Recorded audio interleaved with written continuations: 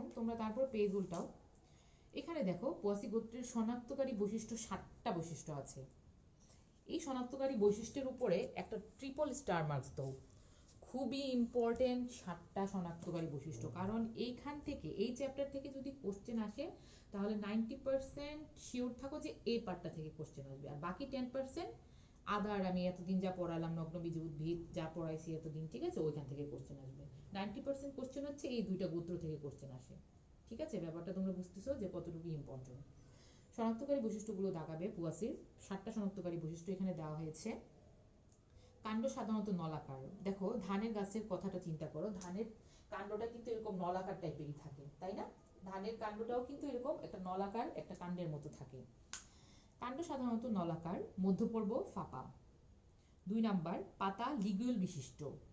Ligule মানে হচ্ছে পাতার মধ্যে আলাদা একটা স্তরের মতো থাকবে, ঠিক আছে, সেটা হচ্ছে লিগিউল বিশিষ্ট। 3 নাম্বার, পুষ্পবিন্যাস বা মঞ্জুরি যেটাকে বলে। পুষ্পবিন্যাস স্পাইকলেট।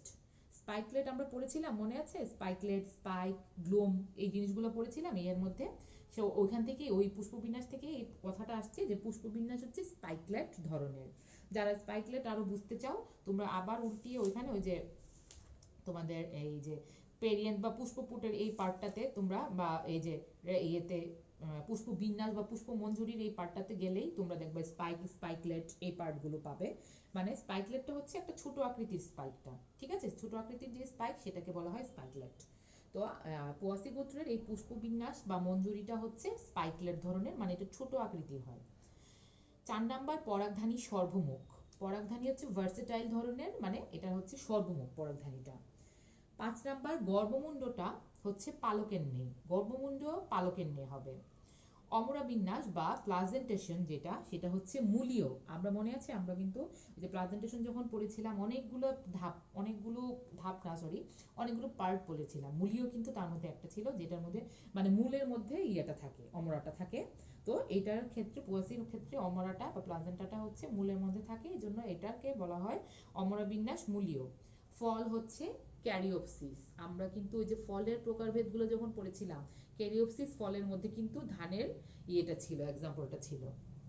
সো 7টা বৈশিষ্ট্য টুটস্থ মুখস্থ করে ফেলবে, কারণ এখান থেকে কোশ্চেন থাকবেই, ঠিক আছে, একদম ইন্টার পর্যন্ত এই পার্টটা থেকে কোশ্চেন একটা থাকে। যদি এই চ্যাপ্টার থেকে কোশ্চেন করে এবং এই চ্যাপ্টার থেকে কোশ্চেন হয়, সবসময় হয় এই চ্যাপ্টার থেকে কোশ্চেন, মনে করবা মালভেসি আর পোয়াসি এই দুইটা গোত্র থেকে একটা কোশ্চেন থাকেই, ঠিক আছে। অনেক সময় দুইটা মিক্স করেও থাকে, অনেক সময়ই দুইটা মিক্স করেও থাকে, অনেক সময় শুধু একটা গোত্র থেকেও থাকে, ঠিক আছে। 7টা শনাক্তকারী বৈশিষ্ট্য আমি আবার একটু বলছি তোমাদেরকে। কাণ্ড সাধারণত নলাকার, মধ্যপর্বটা ফাঁপা থাকে, পাতাগুলো লিগিউল বিশিষ্ট থাকে, পুষ্পবিন্যাস বা মঞ্জুরি যেটা সেটা হচ্ছে স্পাইকলেট ধরনের, মানে সংক্ষিপ্ত আকারের বা ছোট আকারের স্পাইকটা থাকে। পরাগধানী সর্বমুখ বা ভার্সেটাইল ধরনের, তোমরা শুধু পরাগধানী সর্বমুখটাই পড়বে, ঠিক আছে। গর্ভমুণ্ড হচ্ছে পালকের ন্যায়, অমরা বিন্যাস মূলীয়, তারপরে হচ্ছে ফল ক্যারিওপসিস। শনাক্তকারী বৈশিষ্ট্যগুলোকে একদম টুটস্থ মুখস্থ করে ফেলবে। এখন যেটা পড়বো সাধারণ বৈশিষ্ট্যে আসো। সাধারণ বৈশিষ্ট্যে সব পড়বো না আমরা। কেন পড়বো না? কারণ শনাক্তকারী বৈশিষ্ট্য পড়ে ফেলছো, সাধারণ বৈশিষ্ট্য লেস ইম্পর্টেন্ট। আমি যা যা দাগাতে বলবো জাস্ট ওইগুলাই দাগাবা, এর বেশি কিছু দাগাবা না।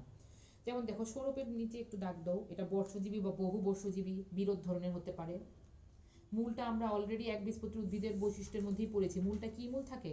গুচ্ছমূল, এটাকে একটু দাগিয়ে ফেলো। একটু আগে কাণ্ডটাকে দেখো, সাধারণ বৈশিষ্ট্য আমি তুমি এই যে একবীজপত্রী উদ্ভিদের বৈশিষ্ট্য আর শনাক্তকারী বৈশিষ্ট্য পড়ে ফেললে সাধারণ বৈশিষ্ট্য আর কিছুই তেমন থাকে না। কাণ্ড আমরা পড়েছি একটু আগে, কাণ্ডটা সাধারণত কি নলাকার এবং মধ্যপর্বটা ফাঁপা থাকে, তাই না? 1 নাম্বার বৈশিষ্ট্য শনাক্তকারী বৈশিষ্ট্য পড়েছিলাম, এই কথাই বলেছে যে নলাকার অধিকাংশ গণে, মধ্যপর্ব ফাঁপা, একটু দাগিয়ে রাখো। পাতায় চলে আসো। পাতা অলরেডি আমরা জানি, পাতা সাধারণত কি লিগিউল বিশিষ্ট। এখানে আরেকটু এক্সট্রা বলেছে, এই পার্টগুলো তোমরা এমসিকিউর জন্য পড়বা, সিকিউর জন্য পড়ার দরকার নেই। পাতা সরল একান্তর, সাধারণত 2 সারিতে বিন্যস্ত, লিগিউল বিশিষ্ট, এতটুকুই দাগাও। আরেকটা এমসিকিউ আছে এখানে, প্রতিটি পাতা সাধারণত 3টা অংশে বিভক্ত, গুড়াতে হচ্ছে সিদ থাকে, লম্বা পত্রফলক এবং লিগিউল, এই 3টা জিনিস থাকে। প্রতিটা পাতা 3টা অংশে বিভক্ত, সিদ, লিগিউল এবং পত্রফলক, এই 3টা জিনিস থাকে। পুষ্পবিন্যাস, একটু আগে আমি বলেছিলাম পুষ্পবিন্যাস বা মঞ্জুরিটা কি ধরনের, স্পাইকলেট ধরনের। এখানে এই কথাটা বলা হয়েছে যে পুষ্পবিন্যাস স্পাইকলেট, একটু দাগাও। এখানে কিছু এমসিকিউ আছে। একটি স্পাইকলেটে, সবাই দাগাবে একটু, একটি স্পাইকলেটে এক বা একাধিক পুষ্প থাকতে পারে। এক একটি পুষ্পক স্পাইকলেটের গুড়ায় দুইটি শুকনা গ্লুম থাকে যাদেরকে বলা হয় শূন্য গ্লুম। এগুলো এমসিকিউ আসতে পারে, ঠিক আছে? কারণ এদের কক্ষে কোনো পুষ্প থাকে না, এর উপরে আরো দুইটি গ্লুম থাকে, যার প্রথমটিকে বলা হয় ল্যামা। এগুলো জেনে রাখো, এগুলো এমসিকিউ আসে অনেক সময় পরীক্ষায়। বা পুষ্পগ্লুমে এবং ল্যামা এক পর্যন্ত দাগাও, তারপরে দাগাও, এবং উপরেরটিকে বলা হয় পেলিয়া। দুইটা থাকে এরকম পুষ্পগ্লুম, এর উপরেরটাকে বলা হয় ল্যামা আর নিচেরটাকে বলা হয় পেলিয়া, ঠিক আছে?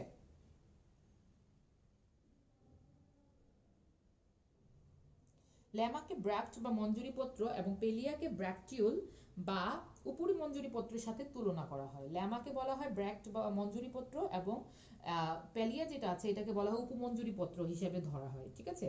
বা ইয়ের সাথে উপমঞ্জুরিপত্রের সাথে এটাকে তুলনা করা হয়। এখানে আর দাগাবে না কিছু। তারপরে চলে যাও পুষ্পতে। ঘাস গোত্রের পুষ্পকে সাধারণত পুষ্পিকা বলা হয়, এমসিকিউর জন্য দাগাও। পুষ্পিকা উভলিঙ্গ বা একলিঙ্গ হতে পারে। পুষ্পপুট, সকল পুষ্পিকাতে পুষ্পপুট নেই। কোনো কোনো উদ্ভিদের পুষ্পিকাতে ক্ষুদ্রাকায় দুটি পুষ্পপুট থাকে যাকে লগিকিউল বলা হয়। এগুলো একটু এমসিকিউর জন্য দাগাও, এগুলো তোমরা সিকিউর জন্য পড়বে না, ঠিক আছে? এমসিকিউর জন্য, শুধু সাধারণ বৈশিষ্ট্য জাস্ট এমসিকিউর জন্য পড়বে। আর যদি কিছু পার্ট যদি শনাক্তকারী বৈশিষ্ট্যের মধ্যে ঢুকিয়ে দিতে পারো, তাহলে তোমার 7টা বৈশিষ্ট্য থেকে আরো বেশি বৈশিষ্ট্য হয়ে যাবে, তাহলে এটা ভালো না? তাহলে কিছু বৈশিষ্ট্য যদি পড়ে নাও, ওই 7টা বৈশিষ্ট্যের সাথে অ্যাড করে দিলে তোমাদের লেখাটা অনেক স্ট্যান্ডার্ড হবে। পুংস্তবক, পুংকেশর সাধারণত 3টি। ম্যাক্সিমাম ক্ষেত্রে পোয়াসি গোত্রের সাধারণত পুংকেশর সাধারণত 3টা। ধান এবং বাঁশ উদ্ভিদের পুষ্পে 6টা পুংকেশর 2টা আবর্তে, মানে এরকম করে 2 সারিতে, ধরো 3টা 3টা করে এরকম 2 সারিতে 6টা সজ্জিত থাকে এই পুংকেশরগুলো, ঠিক আছে? 2 আবর্তে সজ্জিত। পরাগধানী আমরা একটু আগে পড়েছি, পরাগধানী সর্বভুক, এটা জানলেই হবে। স্ত্রীস্তবক, এটা একটু দাগাও এমসিকিউর জন্য। গর্ভপত্র একটি, গর্ভাশয় একটি, গর্ভদণ্ড একটি, সবকিছু একটি করে। গর্ভমুণ্ডটা শুধু 2টা, পালকের ন্যায় এবং পার্শ্বীয়। গর্ভাশয় এক প্রকোষ্ঠ বিশিষ্ট, প্রকোষ্ঠে ডিম্বক একটি, ডিম্বকটা মূলজ এবং খাড়া। এটা না দাগালেও হবে, ডিম্বক একটি পর্যন্ত দাগাও। অমরা বিন্যাস একটু আগে আমরা বলেছি, সেটা হচ্ছে মূলীয়। ফলটাও বলেছি ক্যারিওপসিস। বীজ হচ্ছে শস্যল ধরনের। এখন আসি আমরা যে জিনিসটা আমাদের মাস্ট বি আরেকটা লাগবে, তার আগে আমি কিছু তোমাদের বলি যে পুষ্প সংকেত। এই যে এখনই কিন্তু আমাদের আসবে হচ্ছে ধান বা পোয়াসি গোত্রের পুষ্প সংকেত যদি আসে সেটাকে আমরা কিভাবে লিখব। তোমরা বইয়ে সবাই দেখো, বইয়ে এখানে তোমরা দেখছো যে একটা জায়গায় পুষ্প সংকেত লেখা আছে। পুষ্প সংকেতটাকে রাইট দিয়ে সেখানে একটা ট্রিপল স্টার মার্ক দিয়ে রাখো। ধানের পুষ্প সংকেত এবং পুষ্প প্রতীক সবাইকেই মাস্ট বি শিখতে হবে। ধানের বা পোয়াসি গোত্রের পুষ্প প্রতীক এবং পুষ্প সংকেত সবাইকে মাস্ট বি শিখতে হবে, সবাইকে মাস্ট বি এটা আঁকতে হবে, কারণ এইগুলা অনেকবার পরীক্ষায় আসে। এটা যে কত পরীক্ষায় আসে, এটা পরীক্ষায় আসার কোনো শেষ নেই, ঠিক আছে? সো একদম পুষ্প সংকেতটাকে আমরা মুখস্থ করে ফেলবো একটু আগেই। যেমন আমি শুরু করি, ধানের পুষ্প সংকেত প্রথমে বলা হচ্ছে মপো। মপোকে, এটাকে আমরা জানি যে সংকেত মানে হচ্ছে এটাকে শর্টকাটে লেখা। আমি গত ক্লাসে কিন্তু তোমাদেরকে বুঝিয়েছিলাম যে সংকেত মানে হচ্ছে তুমি শর্টকাটে জিনিসটাকে প্রকাশ করতে পারবে, ঠিক আছে? আর প্রতীক মানে হচ্ছে তুমি চিত্রের সাহায্যে এই পুষ্পটাকে প্রকাশ করলে। ধানের মধ্যে আমি একটু আগেই তোমাদের বললাম মঞ্জুরি পত্র এবং উপমঞ্জুরি পত্র দুইটাই থাকে। পোয়াসি গোত্রের মঞ্জুরি পত্র এবং উপমঞ্জুরি পত্র দুইটাই থাকবে। ইয়াটাকে বলা হচ্ছে ল্যামাটাকে বলা হচ্ছে মঞ্জুরি পত্র, আর পেলিয়াটাকে বলা হচ্ছে উপমঞ্জুরি পত্র। সো দেখো, তোমরা দেখো পুষ্প সংকেতটার দিকে সবাই চোখ দাও বইয়ে। প্রথমে বলা হচ্ছে মপো এবং উমপো। মপো মানে হচ্ছে মঞ্জুরি পত্র, উমপোকে মানে সংক্ষিপ্ত, উপমঞ্জুরি পত্রকে সংক্ষিপ্ত ভাবে লিখলো উমপো। যেহেতু এটা সংকেত, তো এটাকে কোড হিসেবে লিখবে। দেন এই সাইনটা, সবাই কি যোগ সাইনটা কি দেখছি আমরা, এটা কি চিনি? সেটা হচ্ছে কোনটা? এই যে আবার একটু আমি সামনে আগাই, এই যে আমি বারে বারে তোমাদের কিন্তু একটা কথা বলেছিলাম যে এই দুইটা টেবিল সবাই মুখস্থ করবে। এই টেবিল যদি আমরা না জানি আমরা কিন্তু কিছুই বুঝতে পারবো না। এই যোগ চিহ্নটা মানে হচ্ছে সেটা এক প্রতিসমর সাইনটা। দেখো এক প্রতিসম যদি হয় তাহলে কিন্তু এই যোগ সাইনটা, আর যদি বহু প্রতিসম হয় এই যোগ সাইনটার উপরে জাস্ট আরেকটা এরকম করে বর্ডার দিয়ে দেবে, সেটা হচ্ছে বহু প্রতিসম। এক প্রতিসম হচ্ছে শুধু এরকম প্লাস দিয়ে লিখবা, আর বহু প্রতিসম হচ্ছে এই প্লাস করে এটার উপরে এরকম আরেকটা একদম গোল বর্ডার করে দিবা। তো ধানের ক্ষেত্রে আবার আমরা যাই ওইখানে, ধানের ক্ষেত্রে ধানটা হচ্ছে এক প্রতিসম, ঠিক আছে। তারপরে এই সাইনটা, তারপরের যে সাইনটা আসতেছে তোমরা বইয়ে দেখো, এই সাইনটা কি আমরা চিনতেছি? যারা টেবিল পড়ছো অবশ্যই সবাই এই সাইনটা চিনবে। তারপরের যে সাইনটা, এই সাইনটা মানে হচ্ছে উভলিঙ্গ, তাই না? মানে এটা পুংলিঙ্গও থাকতে পারে, মানে পুরুষ ইয়েও থাকতে পারে, স্ত্রীর ইয়েও থাকবে, মানে উভলিঙ্গ যেটা সেটাকেই কিন্তু এভাবে প্রকাশ করা হচ্ছে। উভলিঙ্গের সাইনই কিন্তু তারপরেরটা। প্রথমে একটা প্লাস সাইন, সেটা হচ্ছে এক প্রতিসম, তারপরে হচ্ছে উভলিঙ্গের সাইন, এটা মানে হচ্ছে উভলিঙ্গের সাইনটা মানে হচ্ছে এটা পুরুষীয়ও থাকবে, তার মধ্যে পুং এই স্তবকও থাকবে, স্ত্রী স্তবকও থাকবে তার মধ্যে প্রেজেন্ট, এই জন্যই সে উভলিঙ্গ, ঠিক আছে। তারপরে হচ্ছে একটা কথা বলা হয়েছে পু টু। পু টু মানে হচ্ছে পুষ্প মঞ্জুরি, যেটা একটু আগে আমরা পড়লাম যে পুষ্প বিন্যাস বা পুষ্প মঞ্জুরি, সেটা হচ্ছে দুইটা থাকবে, এবং সেই দুইটা হচ্ছে মুক্ত। মুক্ত কেন বলছি, এই টুটা দেখো পুয়ের নিচে যে টু লেখা আছে এটা কিন্তু কোনো ব্র্যাকেট দেয় নাই। এটা যদি যুক্ত হতো তাহলে এটার উপরে একটা টু এর উপরে একটা ব্র্যাকেট দিয়ে দিত। মুক্ত মানে হচ্ছে এটার উপরে যদি কোনো ব্র্যাকেট সাইন না থাকে তাহলে বোঝা যাচ্ছে পুষ্পবিন্যাস বা পুষ্পপুটটা দুইটা থাকে এবং মুক্ত অবস্থায় থাকে। তারপরে একটু আগে আমরা পড়েছি পুংকেশর কয়টা থাকে? পুং পুং মানে পুং মানে বোঝাচ্ছে হচ্ছে পুংকেশর। পুংকেশর কিন্তু আমি একটু আগেই তোমাদেরকে বলেছিলাম কয়টা থাকে টোটাল, 6টা, তাই না? তিনটা তিনটা করে দুইটা সারিতে বিন্যস্ত থাকে, এই জন্য পুংটাকে লিখলো 3+3। 3+3 কি আমরা বুঝেছি? 3+3 মানে হচ্ছে এটার তিনটা তিনটা টোটাল 6টা, দুইটা আবর্তে বা দুইটা সারিতে সজ্জিত থাকে, ঠিক আছে। লাস্ট ওয়ান ইজ গ। দেখো একটা গ লেখা, গ এর নিচে একটা এক দিয়ে রেখেছি। গয়ের নিচে এক মানে হচ্ছে গর্ভাশয়টা একটা, গর্ভাশয় একটি থাকে, গ দিয়ে হচ্ছে গর্ভাশয় বুঝাচ্ছে, এবং গর্ভাশয় একটি। আর নিচে যেহেতু দাগ দিয়েছে তার মানে ওই যে টেবিলটাতে পড়লেই তোমরা যাবা, নিচে দাগ দেওয়া মানে হচ্ছে কিন্তু অধিগর্ভ, ঠিক আছে সবাই। তো আমি আবার বলছি তোমরা এই পুষ্প সংকেতের এই যে এই পেজটা সবাই খুবই ভালো করে পড়ে ফেলবে, এবং এই লেখাগুলো, ঠিক আছে। তারপরে এই যে এখানে আবার পুষ্প সংকেত লেখার নিয়ম, এগুলো সবাই একটু রিডিং পড়ে ফেলবা, কারণ এইগুলো যদি তোমরা না বুঝো তাহলে তোমরা কিন্তু পুষ্প সংকেতটা আবার বুঝবা না কিছু, তখন এটা মুখস্থ করতে হবে, ঠিক আছে। তার থেকে আমরা বুঝে পড়ি সেটাই তো ভালো। তো এটা হচ্ছে টোটাল পুয়াশিপুত্রের ইয়েটা কি বলে পুষ্প সংকেতটা মাস্ট বি, এটা তোমাদের সবার বায়োলজি কপিতে থাকবে। আর আরেকটা কথা, এইখান থেকে এবার সেমিস্টারে 2টা কোশ্চেন আমি রাখবো, ঠিক আছে। 2টা কোশ্চেন আমি সেমিস্টারে এই পার্টটা থেকে দিব। এখন কথা হচ্ছে আমরা চিত্র কোনটা কোনটা করব। আমি তোমাদের বলেছি পুষ্প, এতক্ষণ আমরা পড়ালাম হচ্ছে পুষ্প সংকেত, এখন পুষ্প প্রতীক। এই যে পুষ্প প্রতীক হচ্ছে ধানের পোয়াশির পুষ্প প্রতীক হচ্ছে এটা, এটা আমরা মাস্ট বি আমাদের খাতায় সুন্দর করে করে রাখবো, যেভাবে চিত্রটা আছে হুবহু ওইভাবে আঁকতে হবে। আর পুষ্প প্রতীকটাতে আমি বলেছিলাম কার সাথে তুলনা করে পুরো টোটাল পুষ্পটাকে আঁকা হয়, সেটা হচ্ছে মাতৃ অক্ষের সাথে তুলনা করে। তো এখানে দেখো পুষ্প প্রতীকে প্রথমেই একটা মাতৃ অক্ষ দেখানো আছে একটা ডট দিয়ে। তোমরা হয়তো মনে করতে পারো যে ম্যাডাম এখানে একটা ডট দিয়ে দেখাইছে, ডটের কি কোনো ভ্যালু আছে? ডট না দিলেও হবে আমাদের পরীক্ষায়, তোমরা সাইন্টিফিক নেমে যেটা করো নিচে দাগ দাও না, ঠিক আছে। সো এই ডট দিয়ে মাতৃ অক্ষ যদি তুমি না দেখাও, বাকিটা যদি খুবই সুন্দর করে আঁকো, সেখানে মার্কস কত পাবে? সেখানে মার্কস পাবে 0, কারণ কোনো মার্কস পাবে না। কেন? কারণ পুষ্প প্রতীককে তুলনা করাই হয় হচ্ছে মাতৃ অক্ষের সাথে তুলনা করা হয়। তুমি যদি মাতৃ অক্ষটাকে ঠিকভাবে না দেখাও, এবং মাতৃ অক্ষটাকে যেই বরাবর দেখাইছে ওই বরাবরই দেখাতে হবে, যে আমি ডট একটা যে কোনো জায়গায় একটা আমরা ডট দিয়ে বসে থাকলাম মাতৃ অক্ষর লিখে হবে না, ঠিক আছে। তোমাকে মাতৃ অক্ষটাকে একদম বরাবরই করে দেখাতে হবে, যে এখানে দেখো গর্ভাশয়ের বরাবরই এখানে কিন্তু মাতৃ অক্ষরটা রয়েছে, মানে যেইভাবে এখানে আঁকা সেম টু সেম সাইন্টিফিক নেমের মতো পুষ্প প্রতীক আর পুষ্প সংকেত সেম টু সেম ওইভাবেই আঁকতে হবে, ওইভাবেই লিখতে হবে। তুমি যদি একটা নিচে একটা দাগ না দাও, বা একটা এই যে বললাম মাতৃ অক্ষে যে কোনো একটা জায়গায় দিয়ে দিলাম, বা বরাবরই দিতে পারলাম না, বা যে কোনো ছোট একটা ভুল করলেও সেখানে তুমি কোনো মার্কস পাবে না, ঠিক আছে, সেটাতে 0 আসবে। সো বায়োলজি কিন্তু একটু কমপ্লেক্স টাইপের জিনিস। এখন দেখো এই দুইটা তোমরা একদম ডাবল স্টার মার্কস দিয়ে রাখো, মাস্ট বি। সংকেত, পুষ্প সংকেত আর পুষ্প প্রতীকটা তোমাদের বায়োলজি কপিতেই তোমরা করে ফেলবে। আর চিত্র আঁকবে হচ্ছে স্পাইকলেটের চিত্রটাও সবাই খাতায় এঁকে ফেলবে। স্পাইকলেটটা দেখিয়ে রাখি আমরা, স্পাইকলেট। তারপরে এখানে গর্ভমুণ্ড গর্ভাশয়, এখানে উপরে ছোট্ট একটা চিত্র দিয়েছে গর্ভমুণ্ড গর্ভাশয়ের, এই চিত্রটাকে দাগ দিয়ে রাখো, এটাও সবাই করবে। ধান গাছের চিত্রটা আঁকা থাকলে ভালো, কিন্তু না করলে সমস্যা নেই। তার আগে পেজটা একটু উল্টাও, এখানে একটা চিত্র আছে, পাতাটা কিরকম দেখাইছে এই চিত্রটাও তোমরা এঁকে ফেলবা। এই চিত্রটা করবে, পুষ্প প্রতীক করবে, স্পাইকলেটটা করবে, তারপর এখানে গর্ভাশয় গর্ভমুণ্ড দেখাচ্ছে ওইটা করবে।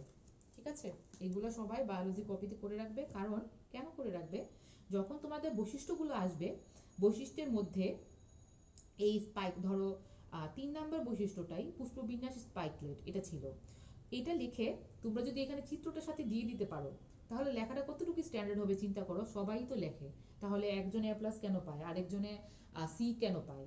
পার্থক্যটা কোথায় হয়? এখানেই হয়। তোমরা চিত্রটাও সাথে সাথে দিয়ে দেবে, যে বৈশিষ্ট্যটা বলতেছো সেটার চিত্রটাও দিয়ে দিবে। তারপরে ধরো গর্ভমুণ্ড পালকের নে বলা আছে, এই চিত্রটা যদি, এই যে গর্ভমুণ্ডের চিত্রটা যদি তুমি এখানে দিয়ে দাও, তাহলে কি তোমার লেখাটা অনেকটা স্ট্যান্ডার্ড লেখা একটা হবে না? সো এখানে তোমাদের তারপর পাতা লিগুয়েল বিশিষ্ট, সেখানে তুমি পাতাটাকে দেখিয়ে দিলে, এই পাতাটাকে একে দেখিয়ে দিলে, তাহলে এই চিত্রগুলো মাস্ট বি তোমাদের বৈশিষ্ট্যের মধ্যেই দিয়ে দিতে হবে। ঠিক আছে, এখানে যদি বলা নাও থাকে তারপরেও তোমরা চিত্র দিবে অবশ্যই। সবাই এটা মনে রাখবে, কারণ এইবারের সেমিস্টারে কিন্তু আমি দেখবো যে তোমরা আমার কথাগুলো ফলো করতেছো কিনা, আমি যে ক্লাস নিচ্ছি এগুলো ফলো করছো কিনা আগের মতো, আমি কিন্তু এগুলো চেক করব। ঠিক আছে, এখন আজকে আরেকটা পার্ট আমি একটু দেখিয়ে দিই, সেটা হচ্ছে পোয়াসি গোত্রের কয়েকটা গুরুত্বপূর্ণ উদ্ভিদ। আমরা জানি ঘ নাম্বারে শুধু কিন্তু এগুলাই আসে, গুরুত্বপূর্ণ, তোমার ইম্পর্টেন্স, ভূমিকা, ঠিক আছে, তার কি গুরুত্ব আছে, এগুলাই কিন্তু মেইনলি আসে, তাই না? ঘ নাম্বারে সবচেয়ে বড় যেই কোশ্চেন বা সবচেয়ে বেশি মার্কস যে কোশ্চেনের 4 মার্কসের, এটাই কিন্তু আসে হচ্ছে এই পার্টটা থেকে। এখন যদি বাই চান্স আসে যে পোয়াসি গোত্রের গুরুত্ব লেখো বা ইয়ে লেখো, সেটা কিভাবে লিখবে? এখানে দেখো তোমরা অনেকগুলো সাইন্টিফিক নেম দেওয়া আছে, এখানে তোমাদের সাইন্টিফিক নেমকে স্কিপ করার বা সাইন্টিফিক নেমকে বাদ দেওয়ার কোনো ওয়ে নেই, এটা পড়তেই হবে তোমাদের। সাইন্টিফিক নেম কিছু আমাদের জানতেই হবে। যেমন প্রথম আমি একটা অলরেডি আমরা জেনে ফেলেছি, সেটা হচ্ছে ধান, অরাইজা স্যাটিভা। দেখো আমি যেটা যেটা সাইন্টিফিক নেম দাগাতে বলবো তোমরা ওইগুলো একটু দাগিয়ে রাখো।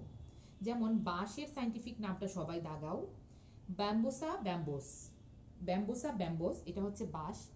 তারপরে তোমরা কি করবা, আমি তোমাদের কিন্তু গুরুত্ব আমি বলে দিয়েছিলাম যে ভিতরের পার্টটুকু খুব ভালো করে পড়বা, আর এই সাইন্টিফিক নেমটাকে লিখে তোমরা যদি ভিতরের পার্টটাকে লিখতে পারো যে ধান এই এই কাজে লাগে, কি কি কাজে লাগে, তোমরা এখানে দিয়ে আসবাবপত্র বানাতে, তারপরে কুটির শিল্পে এগুলাতে লাগে, ঠিক আছে, এগুলো নিজের মতো করে সুন্দর করে একটু মিনিংফুল করে লিখতে পারো, তাহলে ফুল মুখস্থ করার কোনো দরকার নেই। কিন্তু সাইন্টিফিক নেম তো আর তুমি নিজের মতো করে লিখতে পারবে না, তাই না? ওইটাকে তোমাদের মাস্ট বি মুখস্থ করতে হবে।